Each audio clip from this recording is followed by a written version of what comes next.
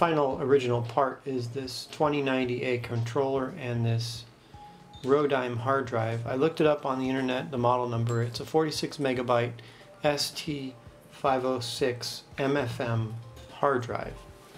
And I don't know if you've ever seen an MFM hard drive before, but it's got 2 ribbon cables. And this controller board actually supports it. I don't believe the newer ones do.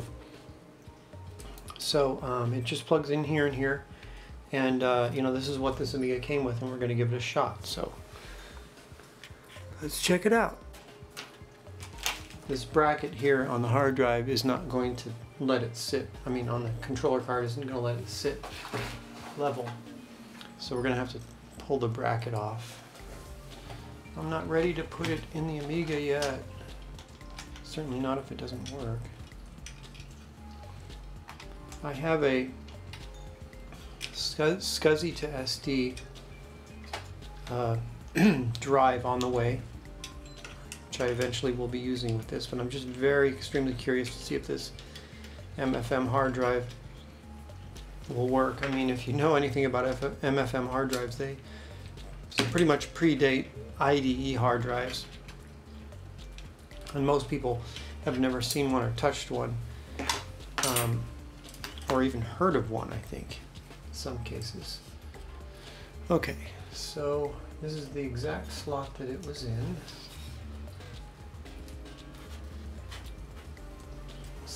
Amiga slot number 2.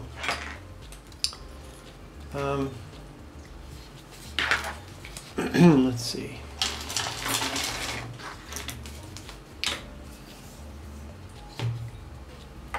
The question is where's pin 1 on these things? Looks like pin 1 is on the right side. That.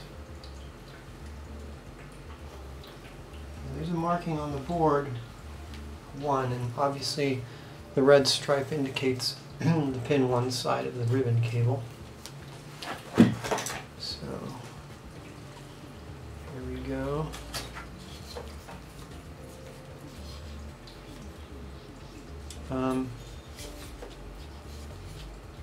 Oh. You ever seen a power connector like that before? Well, in that position, I should say. Okay. That's there. All right. Let's see. Wow, that thing is quite noisy. Kind of sounds like the head is...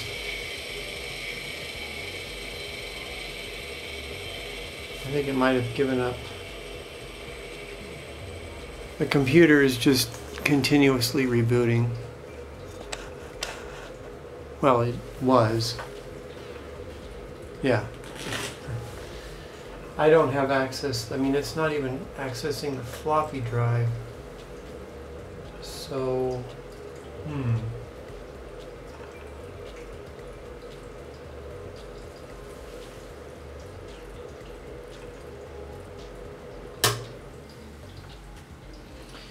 well, that was anticlimactic. Let me unplug the ribbon cables. There's probably a jumper on the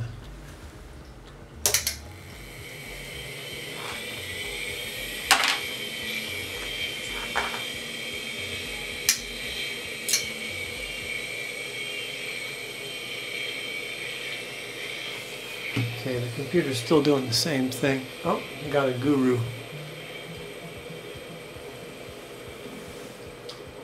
Well, this 2090 might be bad. I'm going to turn it on. Yeah, I don't think this hard drive's going to work. It's making some nasty noises.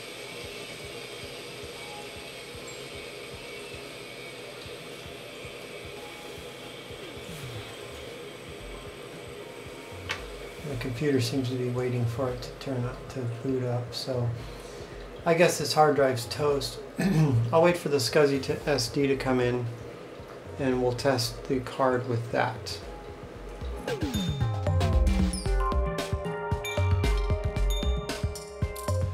According to what I've read on a couple of posts on the internet, you can use a SCSI2SD with the 2090a as long as, I believe, you keep the partitions 256 megabytes and under.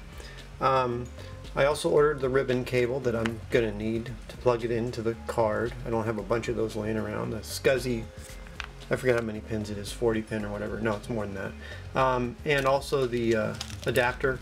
I mean, the thing is going to have 2 floppy drives. I'm actually going to use a GoTech and one of the drives that came with it when I put this thing back together. So it will need 2 floppy connectors, and the Amiga 2000 only has 2 floppy connectors, so I got a Molex hard drive 4-pin type 2 floppy connector because that's what this will take. So let's set this thing up. Alright, so here we have the A2090a hard drive controller board. I've got custom ROMs I'm testing with it, but basically they're 100% compatible, so whatever you get, as long as it's working, they'll be the same. And if you want to, you can hook up the hard drive LED light. On the internet it kind of doesn't tell you where it is. It says it might be J5 or whatever, but it's not. It's J4 positive on the top, the red one toward the top of the card. And then the SCSI ribbon cable, pin 1 is at the bottom. And here's our SCSI2SD board right here. So that's how that goes. So we're going to put this in the Amiga 2000.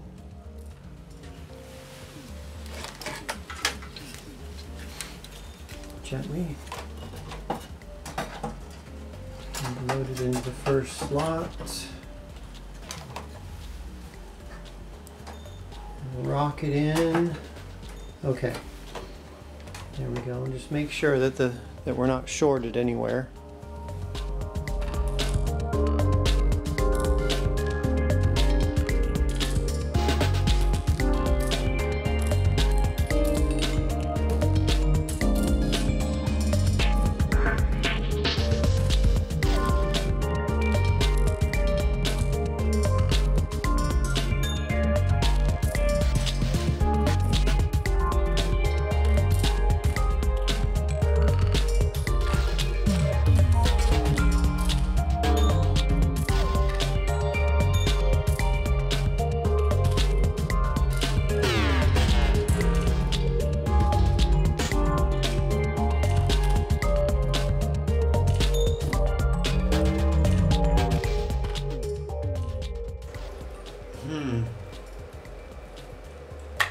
We'll go ahead and try default on all these.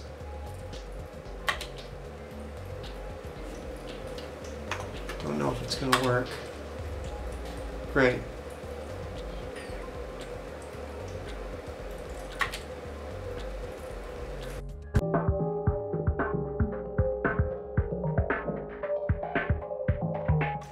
Well, near as I can tell, after testing, spending way too much time, is that this 2090 controller doesn't seem to be working. I might revisit this later. I'm going to hang on to this board. If I ever come across another one, I will pick it up. I mean, they are on eBay right now, but the prices are not that great, especially considering the fact that I might receive another one, be equally unsuccessful in getting it to work, and then be stuck with 2 2090s that don't work. And you know, I'd have to say that this is probably a sign, you know, that it probably doesn't work. You boot the computer into the 2090 boot disk, and there's absolutely no activity. There's an activity light for this SCSI2SD, but it only comes on when you first power the machine on. It's like a boot up sequence. It's getting power. It makes the same light when there's not even a ribbon cable connected. You know, I'm just trying to think if there's anything else. I think I'll just have to, because I've spent way too much time on it trying to get it to work. I've even tried replacing the ROM chips. Unfortunately, I was unable to get this to work. I have the A2090a utility, a special utility just for this card. This card cannot be configured in any other way. Hard drive toolbox does not work with this card. You have to use the A2090a disk.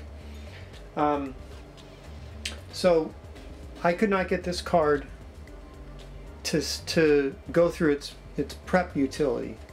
It just would say drive not prepped at the end after going through all of the stuff. The computer wouldn't communicate with this card, I don't believe at all. And this card just gave a solid, constantly solid hard drive indicator light. You know, you hook up your LED on your 2000 to J5, I think it is, and one of them is disable the auto boot, the other one is for the LED. But so this card, I couldn't get it to work. Didn't matter. I tried replacing the ROMs. It has 2 ROMs for the SCSI interface. It's got 1 ROM for the ST506, I think they call it, otherwise known as MFM interface up here. As far as I know, this card isn't working, and it seems to be in really good shape. I've examined it closely under magnification. It doesn't look like it's got any cracks, broken solder joints, any corrosion, any problems at all. So I'm not sure what's wrong with it, other than maybe one of the custom chips that's on there is bad. And I'm thinking it might be this Western Digital C33, 33C, whatever it's called. WD33C93. And that chip is actually still available. This DMA chip, that one's a little bit tougher to find. But oh, and I tried, it actually has a Zilog Z80 processor chip on the card. I tried replacing that. I do have extras of those, and that didn't help. So anyway, so the next thing I did was I said, well, the last thing I want to do is throw this away. I want to try to get it to work. I said, well, the best idea probably, if I really wanted to get this to work, would be to buy another one. So that's what I did. And so I have not tried this. I just took it out of the box, but we're going to see if maybe this one works.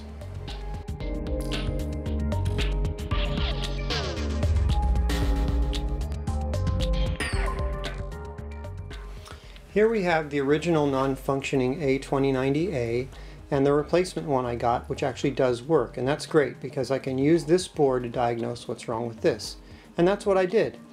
I started by doing what anybody would do in this case, and that's just by swapping chips out. And quite a few chips are actually socketed. All of this one, all of these 2, there's other ROMs, this one's a ROM, the Z80 processor, the gate array, the Western Digital chip. So I switched all the chips out, and this board still didn't work.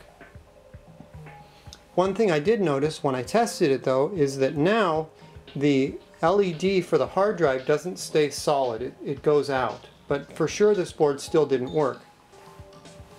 Then I decided, since I'd swapped all the parts out, I decided to put this in the computer and test it to see if any of the other chips, any of the chips from this board were bad. And sure enough, this board didn't function anymore. In fact, it gave a solid green light on the hard drive indicator. So I started switching chips out again because we know all the chips on this board are good because they were in this previously. So I just started with the big ones. I did the ROMs, I did the DMA chip, and when I swapped the Western Digital SCSI chip, that actually made this board work again. So this board had, one of its problems was the Western Digital 33C93 SCSI controller chip was bad. So anyway, I've since ordered another one. That's why they're both populated. I tossed the bad one. But anyway, so then I proceeded to try to diagnose this board further by comparing resistance values on resistors. Oftentimes resistors will go bad for some reason or whatever. It's a good thing to check. They're easy to check, you know, they're surface, you know, through hole resistors, no problem. I started with the resistor packs. They all came up great. They were all fine. I did all the resistors on the board. They were all fine. And then I actually forgot one that's over here. I'll just zoom into it to show you. You might know where this is going. So there's a resistor right there. behind that chip. And that resistor came up at 47 ohms on the bad board, and it came up at 220 ohms on the good board. So I said, aha, I'm there. That resistor is rated by its color codes at 1.2K. So 47 ohms is not really a good value for something that's supposed to be 1.2K, but maybe it's because it's in circuit. So obviously the next thing you do, the next thing anybody would do would be to lift one side of the resistor. So I lifted the right side of the resistor up and retested it, and it came up at 1.2K, exactly what it's rated for. So that means something is affecting that resistor and making it have a very low ohmage.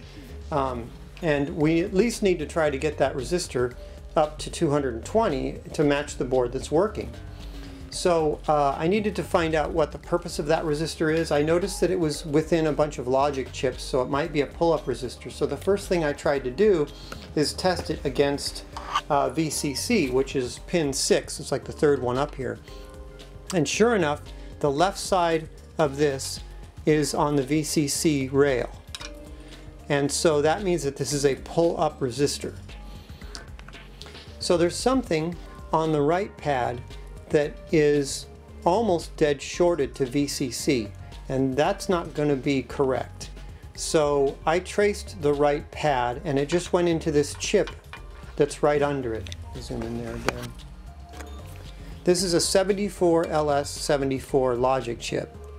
And so I pretty much figured that that chip was bad. So I desoldered it, cleaned it up, put a socket in, and replaced it with one from my stock. And sure enough, and resoldered the resistor back in. And sure enough, the resistor came up at 1.2K. And now this board works. But that begs the question, why does this board not come up at 1.2K on this resistor? This is still 220 ohms. How could these boards have the same problem? Is it manufacturing defect? You know, is it just a failure, common failure point, some kind of common failure point between these two boards? That's very interesting, and I guess I'll wind up replacing this 74LS74 as well to make this board, you know, I guess refurbished to make it more reliable. But anyway, this, now that both boards work, so I'm very happy. Okay, there's something wrong with what I just said. Can anybody spot it? Look at those two resistors. They are not the same. They are very close to being the same as far as their color codes, but one of them has two reds and a brown, and the other one has a brown and two reds. Or actually, it's the other way around. The board's upside down, and the resistors are upside down too as far as the order of their color codes. So read them from right to left.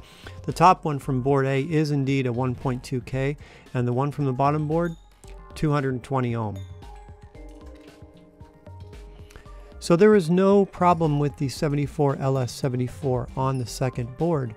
This is a resistor that has a different value than the resistor from board A. So I would encourage anybody who actually has one of these to look at it and leave me a comment and let me know. Confirm my suspicions that it's supposed to be a 1.2K. I've looked in the Amiga hardware database and Big Book of Amiga hardware. They have some pretty high-res photos. It's not completely definitive as to what the value is, but they sure look like they're 1.2K to me. So please comment if you know, or if you have a board, you can have a look at it real quick. The resistor is on the top of the board. You don't even have to remove it from the Amiga.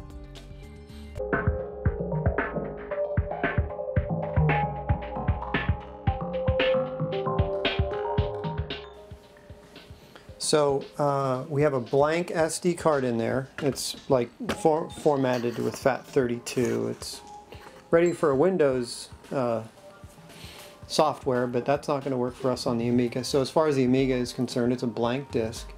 So we're going to turn it on, and we're going to see what happens. We get a green light here. We had a brief green light on this SCSI2SD. This green light will go off. Okay, so as we can see, we have some interesting things on the screen. As mentioned earlier in the introduction, the first two drives are automatically set up as the ST506 drives or MFM drives. So DH0 and DH1 are your two you know, MFM IBM style old school drives, and then it starts with DH2 being the next one, and that's the reason why it's not present on this desktop. You know, DH3 and DH4 don't exist, but they still appear. That's normal. Although this garbage here, it's the first time I've seen that. I don't know what that's all about, but I'm not going to worry about it because I'm not really doing anything with those two.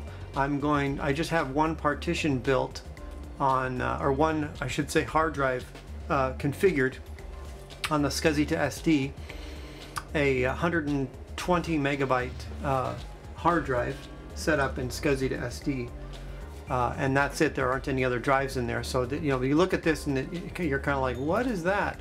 But it really isn't anything. You could ignore it. So we have the boot disk here that we booted from, and then here is the actual install disk. I have two drives hooked up. This is running on the actual Amiga drive, and this one's on the Gotek. So I'm going to go into this one. Okay, so all you have to do is click install, and what that does is it starts a whole script.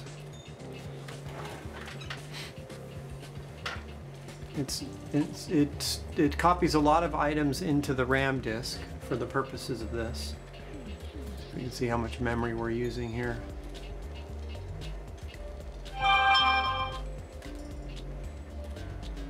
Okay, so this procedure will clear your hard disk. Your Amiga must be rebooted at the conclusion, of course. Do you want to continue? Make sure you hit yes. If you just hit enter, if you don't hit Y and enter, it just exits the program. That actually kind of tripped me up.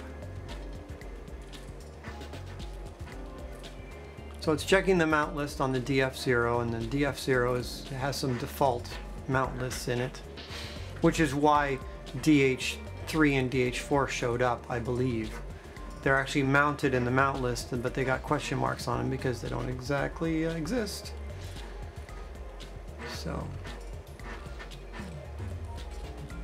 alright, we're going to need to hit another yes to say SCSI, and then it should come up with a list. This is very important. This looks like it's a problem, but this is actually very normal. These are these tiny two-cylinder partitions that are being set up, which are used to boot the machine. They're absolutely necessary. So with every drive that's hooked up to this, the first two cylinders of the drive, which are labeled RES and whatever the number of the drive is. So in other words, I mentioned earlier that this should be DH2. So Res2 is the two-cylinder little partition or reserved part that is created on the beginning of each hard drive in order for this auto booting thing to work. I'm not exactly sure how it works, but this is very normal, and it isn't going to be a DOS disk. It's going to be something just read by the auto boot ROMs. So this is very normal. Okay, so here's where we need to hit 0 because we're going to do a user-defined drive. So here's where you need to do some research, go on the internet. I just basically put in hard drive calculator cylinders or something like that, and like the first hit on Google was a calculator, like an online web page calculator that lets you calculate how many heads and how many cylinders, how many tracks per cylinder, how many bytes per cylinder, or bytes per track, or whatever it is, that will allow you to equal the closest thing that you want. Because these settings don't apply to flash media. There aren't heads on a SD card, you know. So what I came up with to get me as close as I can to 120 megabytes is 8 heads. Oops, typing on the wrong keyboard. 8 heads, 1024 cylinders. Sectors per track was 28. And that's pretty much all. You just leave that at the default. Use the same value as the cylinder. Do you want the heads parked? No. Last cylinder to be used by first partition, because it starts at 0, the last partition is going to be 1023 instead of 1024.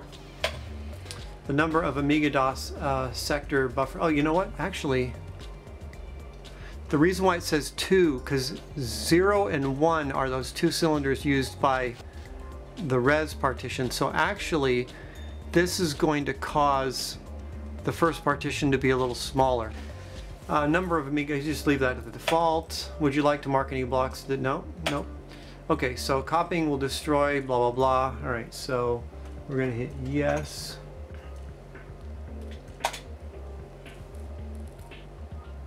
Okay. And there we go. This is what you want to see. When my original A2090a was failing, it would just say device or drive not prepped, and it would just, you know, and that would be it. But anyway, so this is what you want to see. We now know that it's working. So we're going to go ahead and reboot. Boot right back into the same floppy, the A2090a prep disk. Okay, so after rebooting from the floppy disk, we now have another extra icon, a DH2, and it's a non-DOS. And you could, you don't want to do the following. You do not want to select it and go up and select format disk, because this format only lets you do a slow format, and you do not want to do a slow format. You want to do a quick format. First of all, a slow format will, you know, it'll format the whole entire drive and it'll take forever. Secondly, you don't need to, absolutely do not need to do that with a SD card. So what you want to do is open up a shell. So we're going to go into the 2090 boot disk, and there's a shell right there. And we're going to open up the shell, and we're going to type the following: format drive DH2. Oh, by the way, this 2090 auto boot disk that's freely available on the internet is perhaps a German layout or something like that, because if I try to hit colon, it gives me an @ symbol. I have to hit shift and greater than, which is right next to question mark, shift and greater than, to get that. And I'm going to go ahead and name it system. And most important, quick.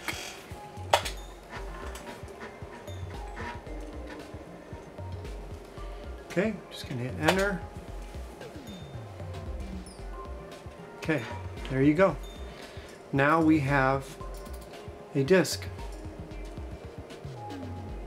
I actually put 4 on my second go around. I accidentally put 4 heads instead of 8, so now it's half the size. No big deal, doesn't matter for the purposes of demonstration. Oh, and then what you can do is you can either go ahead and copy the contents of the installation disk, and to do that, hold on just a second. So here's the command you want to issue: copy df0 to dh2 all clone.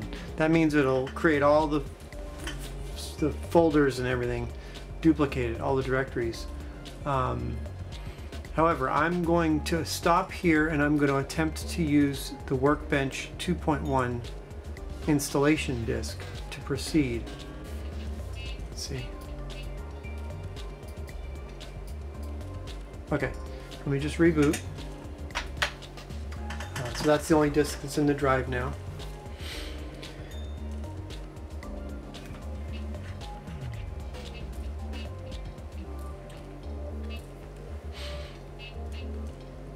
Excellent. Okay, so from here, quite simply, we just need to issue the install disk. Now, we don't want to use so here's the install 2.1 directory, which, you know, is set up to install it on a drive on the system, not any particular drive.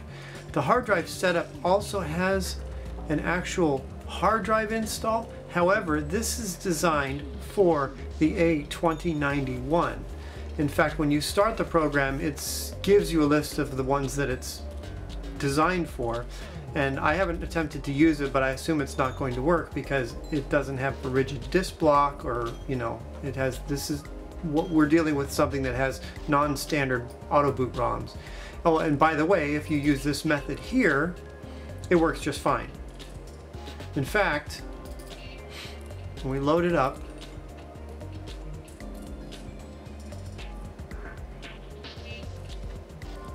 and obviously the same thing can be done with 3.1. It's just that in this particular computer, I only have 2.04 ROMs at the moment.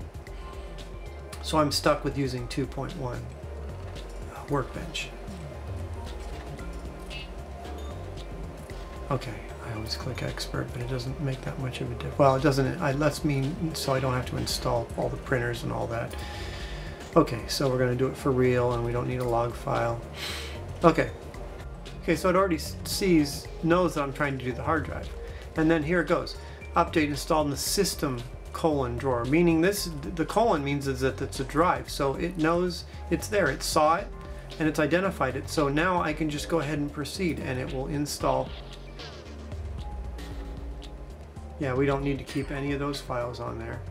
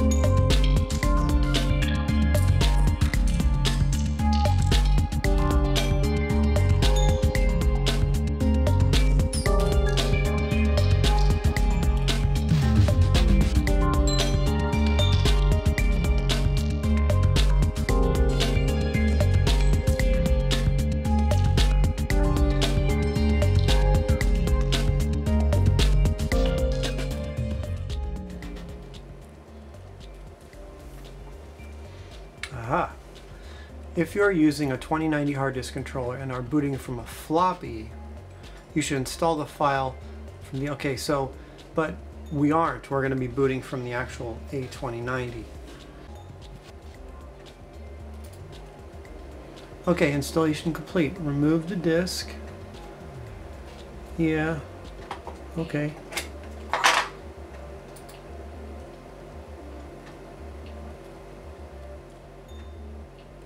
Alright, reboot.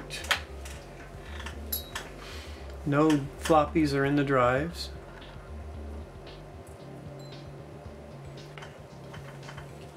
And here we are booting from the hard drive. Very quickly, I might add.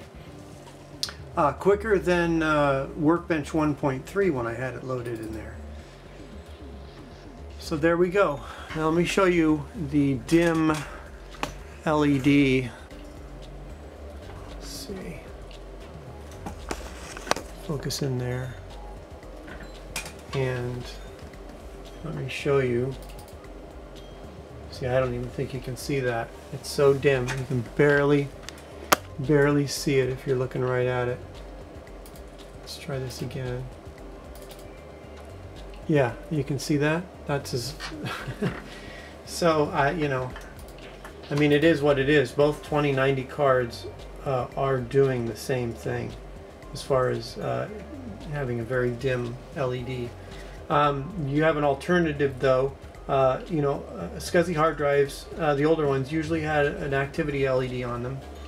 That doesn't really do you any good if they're sitting inside the case, but what's nice about the SCSI2SD, and I've shown this in my data flyer video, is that it has a point it has some pads for soldering on an activity LED. So if you simply, it's right there.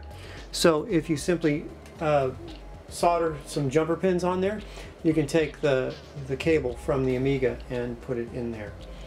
But anyway, so that is how to set up an A2090A, an A2090A on an Amiga 2000 and a SCSI SD, using a SCSI SD. Thank you for watching.